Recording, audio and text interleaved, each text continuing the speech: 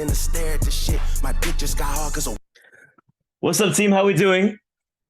We had a long morning slash afternoon slash evening for from wherever you guys are.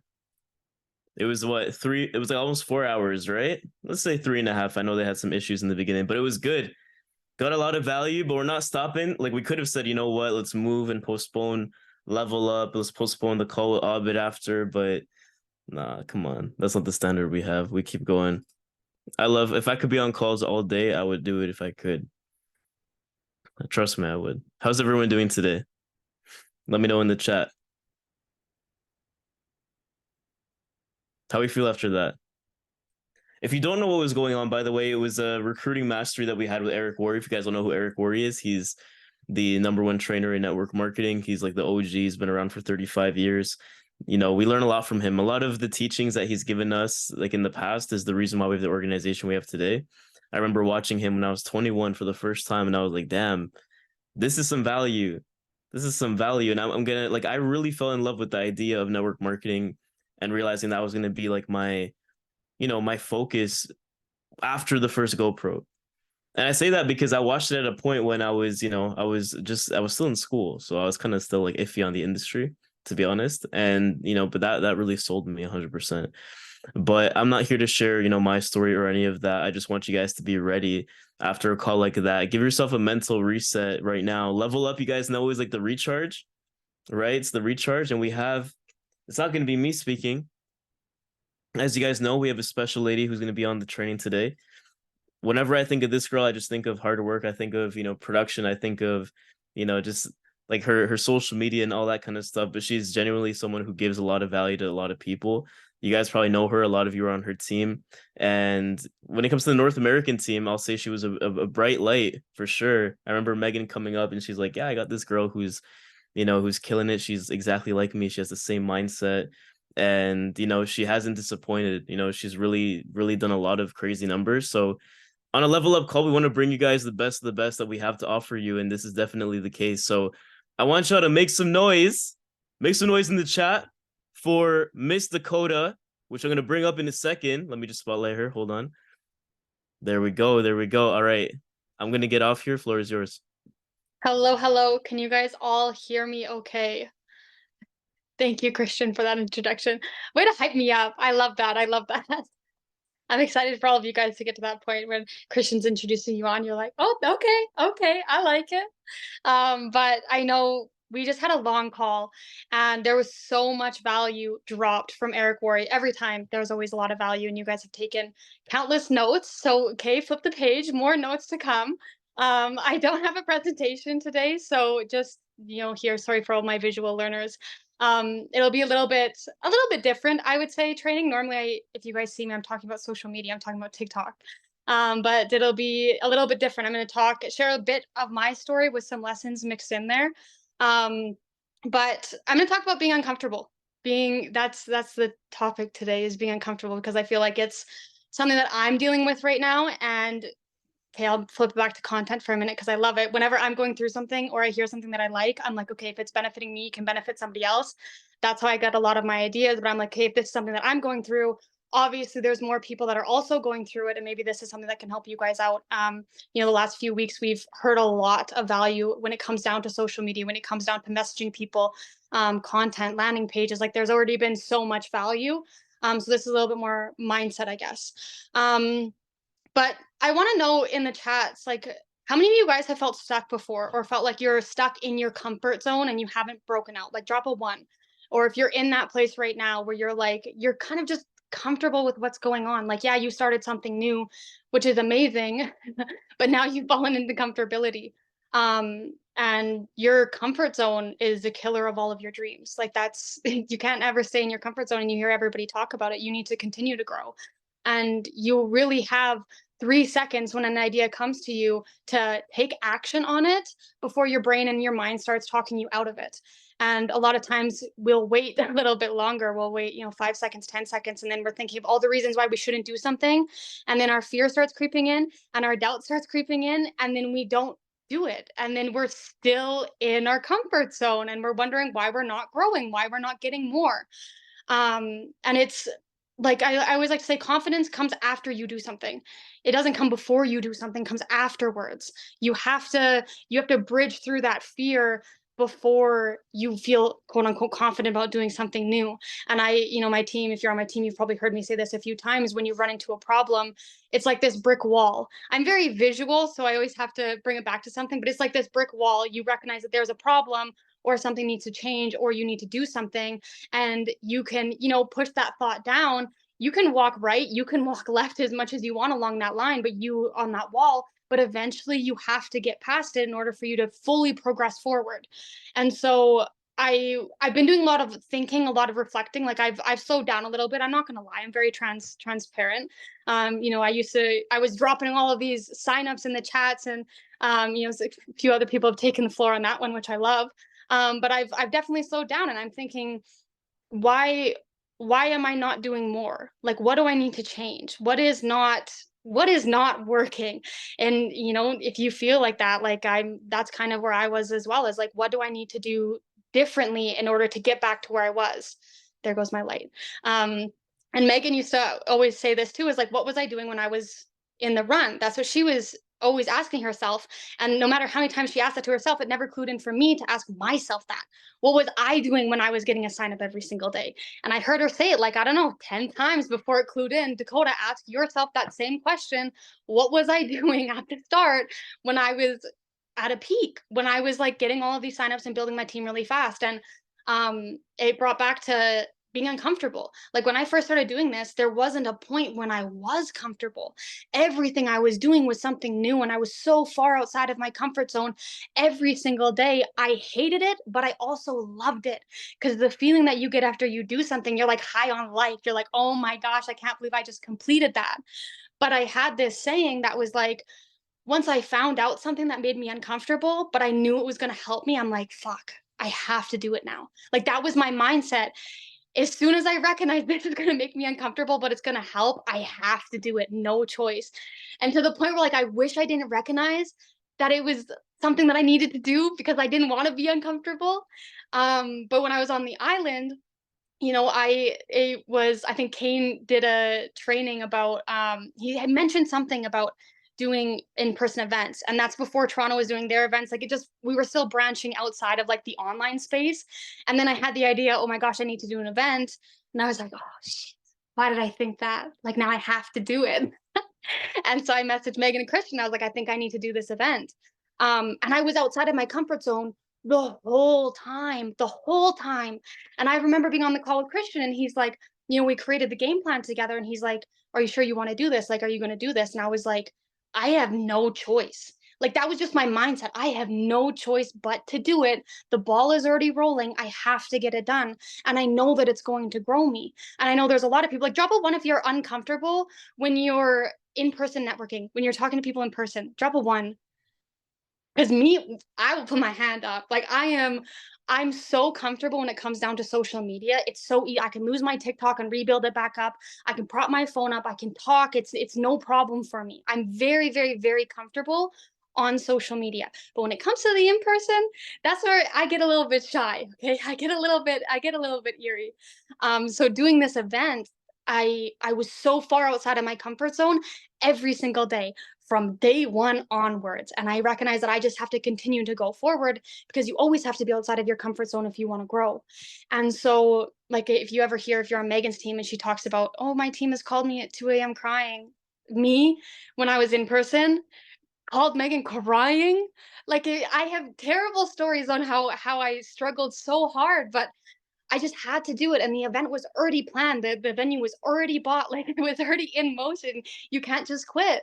But I called her at 2 a.m. crying. I was like, oh my God, like I don't know what I'm doing. I was out for 4 hours and I didn't talk to a single soul. Like I was like, I don't even know, like it was insane, but I was uncomfortable. And what happened after that is my business boomed. Even though I think we had one person sign up, we had like a empty room of like there wasn't that many people in the venue. And speaking on stage in front of people, I was uncomfortable. My legs were shaking. It was so scary. I was pulling people off of the street before the event happened to get them in to fill some seats up. but my business grew after that, even though it wasn't in that moment of the event. It was afterwards because I had gotten uncomfortable. God, the universe, whatever, you get something, you get that reward, but you don't get anything if you're still in your comfort zone. And so that was my first time of being super, super uncomfortable was that first event. Um, and then, I think I was platinum executive at the time of the first event. And then the second time I got super uncomfortable, Megan was teaching me how to push. And I didn't want to push. I did not want to push my team. I didn't want to do it. I felt like my team would know. She's laughing because she knows. She's telling me to do something. And I was like, I'm not doing this. Like, I'm like low key arguing with her about it. And in my mind, I was like pushing my team. I'm like, this is, I guess, if you like have a team, you might get this, but you're like, they're thinking that they just want it for numbers. They know that I'm just trying to get numbers. Like, that's what I'm thinking.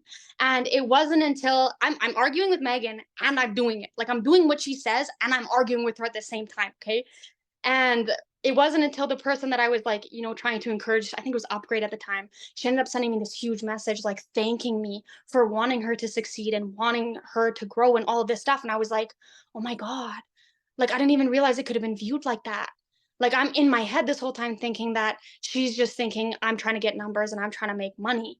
And she was like so grateful that I actually wanted to help her succeed. And that was a huge mindset shift for me. And I ended up hitting global after after Megan pushed me, right? Like, you get uncomfortable. You don't have to be happy about it. You don't have to love it, but then good things happen afterwards. And that's when I hit global. So that was like the second time I would say that I was like super uncomfortable while building this, but it's like everything was back to back. And then I left the island. I don't know if some like core memories. Yes, I don't know if some of you guys know this, but like I was with somebody at the time, and then we split up, and then we left the island together. And so I was in this transitioning of like I was afraid to be alone. I'm not gonna lie. Like, I don't know if you guys have ever felt like that before, but I'm like codependent. Okay, I recognize it, but I was afraid to be by myself, and so I'm leaving the island. I'm completely moving. I'm now in the bus by myself. I'm broke. Like, I don't have that much money. Like, especially the bus is so expensive to drive it everywhere. I'm in like this period of like just uncomfortable with life as a whole, I would say.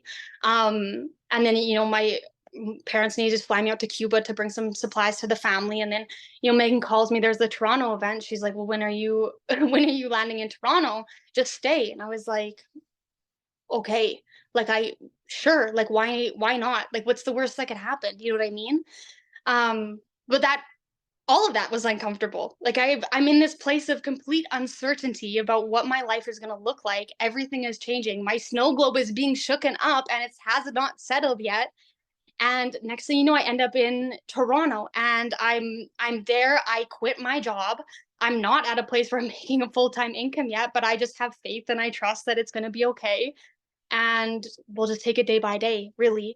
So I'm still super uncomfortable, but I'm in Toronto. I'm with Megan, I'm with Christian, I'm with the leaders, and you're learning. There's so much going on, and then next thing you know, there's breakups and blah blah blah. And I hit Diamond Executive. I was like, oh my god, and I wouldn't have done that had I stayed too far inside of my comfort zone and not went to Toronto. Like, if I didn't go there, would I really be at the place that I am at right now? I honestly don't think so. Well, close to the fire, yeah, but each time you get super uncomfortable, you're growing. You're going through growing pains. You learn something. You become, confident in that thing, but you don't get confidence before you do it. You get it afterwards. And so then, come back. We're planning another event because I recognize K events still make me uncomfortable. I still like am struggling in person networking. I'm not gonna lie about it. The first one's the hardest. The first person you talk to is like the biggest struggle for some reason, but then you kind of get in your rhythm and it's okay. But we did another event here in Edmonton, and as with two other people at the time that were helping, and it was still incredibly uncomfortable. And now I've gotten to a place where, I've in-person prospect on the island. I'm doing it here in Edmonton, and I've in-person in Toronto. And even though I've done it a few times, I'm still like, it's not, I'm not in my comfort zone with it yet. And the only people that showed up to this event here in Edmonton was my family, with my family, my immediate family. Those were everybody that was in the room, but it was fun. And then the presentation died. And so I'm up there with no presentation anymore. And it was a really good experience. But again, I was uncomfortable. And then I fell into, I guess, kind of where I am right now in my comfort zone. And there is things happening in my world that I would say are uncomfortable, but they don't really pertain to the business aspect. And so, Megan always asking like, what was she doing at the start? What was she doing in her prime? I was like, what was I doing in my prime? I was like, I was uncomfortable. That was the biggest thing. Is there wasn't a day that went by where I was fully comfortable in what I was doing. And now I've reached a point where like I'm super comfortable when it comes down to social media. I'm comfortable when it comes to posting on TikTok, on Instagram, on doing lives. Like I'm just comfortable with where I am at, I guess you could say. Do I want to be making more money? Of course. Would I like to have a bigger team? Of course. And so I'm asked myself, what makes me uncomfortable? Okay, in-person networking still makes me uncomfortable. Events, they still make me uncomfortable. And so I've listed off a couple things. Are these things going to help me grow? Yeah. So now I have to do them to get back to that same mindset of I recognize something that makes me uncomfortable that's going to make me grow. I have to do it. I have no choice but to do it. And so what did I do? I went out into Edmonton. If you guys seen my last couple Instagram posts ago, TikTok, I did that social experiment where I was asking people questions. I found some comfortability in the uncomfortable because it was more comfortable for me to go up to somebody and tell them that, hey, I'm doing a social experiment. Would you mind, or do you want to be in it? They're like, what's it for? Instagram. Oh, okay, well, I guess. And so that was me being uncomfortable. So the biggest reason why I did that, because I wanted to be outside of my comfort zone again.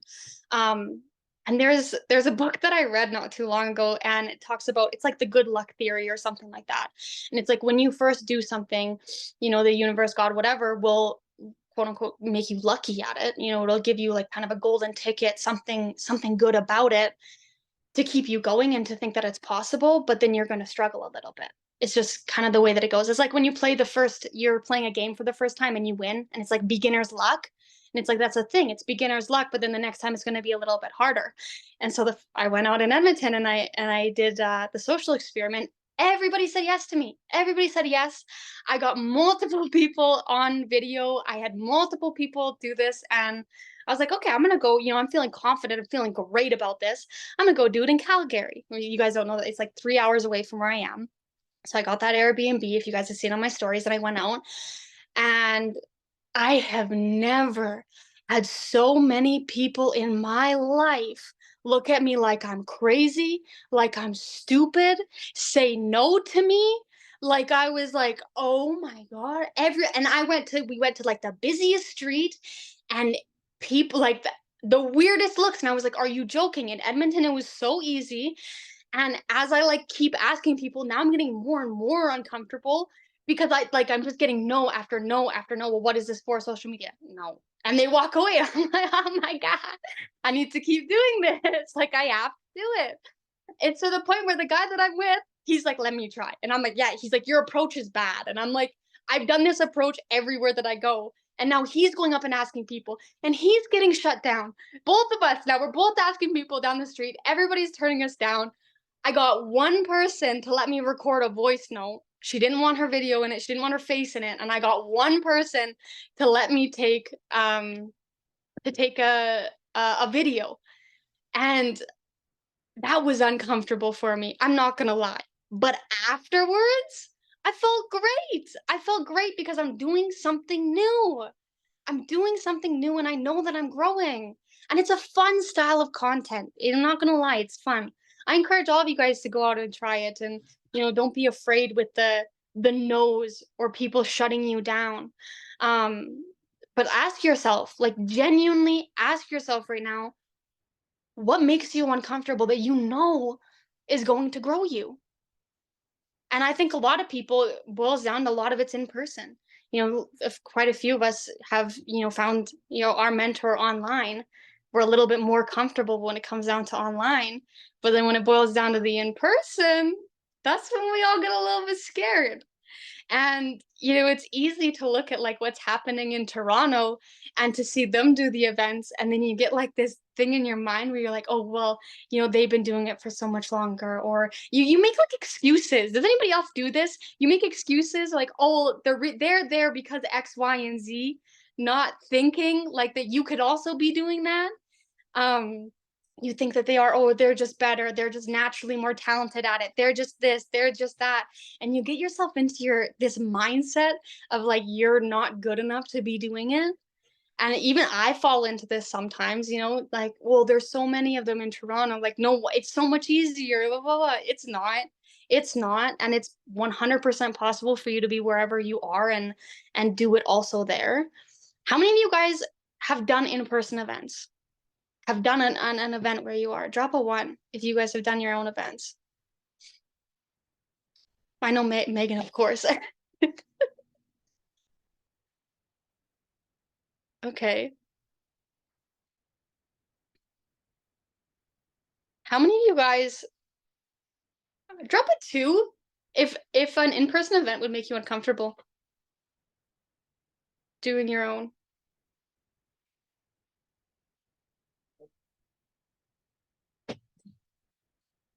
1.5. I like that.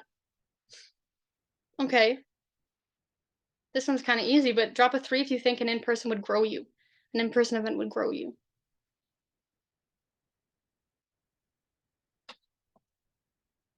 So a lot of 3s.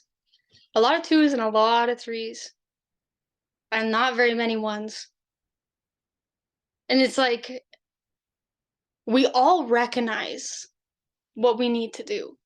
Like we recognize what needs to be done, what we can do, and we're just afraid.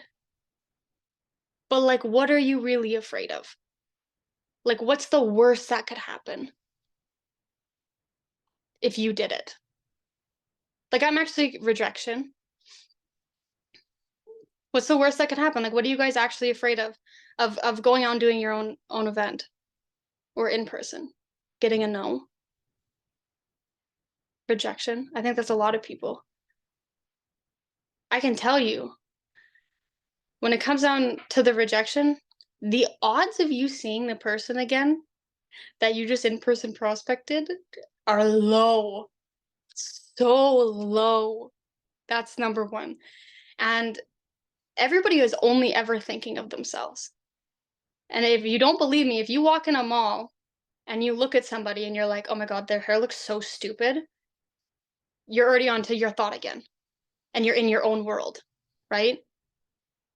Like you're already back thinking about yourself. Everybody only ever thinks about themselves. And it's highly unlikely for you to see that person again. And what do we say in the business? Your no's, you get 1 closer to a yes. When you get a no, you're 1 closer to a yes. So like we know that you're getting closer to a yes. I tend to faint when put on the spot. Okay, that's a legitimate thing. Do you actually faint?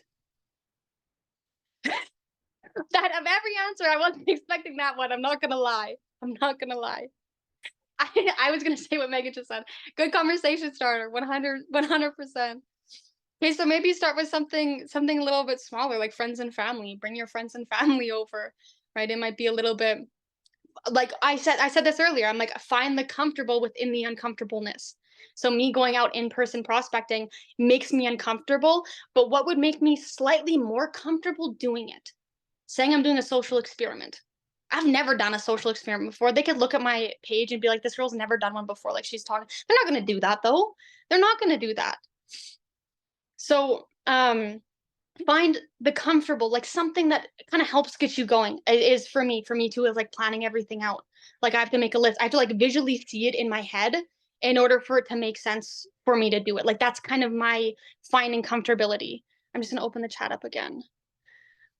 1 second. They don't see you ever again, so we're good. Exactly. That's something that I used to say. It helped me a lot, like just traveling around, is I would say, oh, I'm just here traveling. Like even if I wasn't just here traveling, I still say that. Like now I'm basically living here and I still tell people I'm just traveling. Embarrassment is only you can ever feel embarrassed. That's a feeling that only ever you can feel. Like you have 100% full control of your emotions. 2 people could experience and go through the exact same thing and only 1 person gets embarrassed by it. Nobody else feels that embarrassment. This boils down to like in control of your emotions and your mindset. And, you know, you hear everything is your mindset, and low key, it's true. But embarrassment is one of those things where like you can decide not to be embarrassed. And it's a lot easier said than done, but you're the only one that can feel that emotion. And you're the one that creates that embarrassment for yourself. You can decide this isn't going to embarrass me. I'm growing. Flip it. Flip the script. My voice shakes terribly bad in front of a crowd. Me too. When I did the first event, I stuttered a lot. I felt like I was stuttering a lot. My legs were like this. I was like, "Oh my god, I think people can see." I think people can see. Um, just remember to breathe, that it's okay, and that you're learning. And even if nobody gets started and nobody signs up, you bridge past something. Eventually in your life, like a lot of these things you guys are listing off, this is what I tell my team is that brick wall that you're standing at. It's that embarrassment. That's what that brick wall is. It's the fact that you're worried about your voice shaking. You're worried about stuttering. You're worried about rejection. That's that brick wall. And you can choose to walk as far right and as far left as you want. But that problem and that challenge is always going to be there. You have to figure out how to get past it. And it doesn't matter which way you spin it, flip it, look at it, it's still going to be there. It's still going to be there. And the quicker you can overcome that, the better it will be for you and your business and your success and your team. So that saying that I used to always say, success loves speed. Why do you think airplanes defy gravity? The faster you can recognize, oh my God, this is a fear of mine. This makes me really uncomfortable. I'm going to run through it, the faster you're going to get to your goal, the faster you're going to get the results, the faster you're going to have the team, you're going to have the rank, you're going to, be at the traveling, you're going to make the money, you're going to, whatever it may be. The longer you hold back from it, the longer you're waiting to get those results, but also the harder it's going to become. When you look at a fear, it's like you're strengthening that wall. When you stand there and you don't do anything for weeks and months, even though you know it's there, it's going to make that harder and harder for you to overcome, because eventually you're going to start to identify with it. It's going to become an identity of yours. But when you first recognize it, it doesn't have to be. You're like, oh, I'll get over this. I'm going to get past this, right? So figure out, what brick wall are you standing at? And a lot of you guys, I'm saying this and you're thinking of it. I know that you are. And you're mad that I'm pointing it out because you don't really want to do it because you're going to be uncomfortable. I see some of you smiling because I know I was there. When Kane said something about an in-person event, I was like, oh, shit. Why did he have to say that? Like, I have to do this now.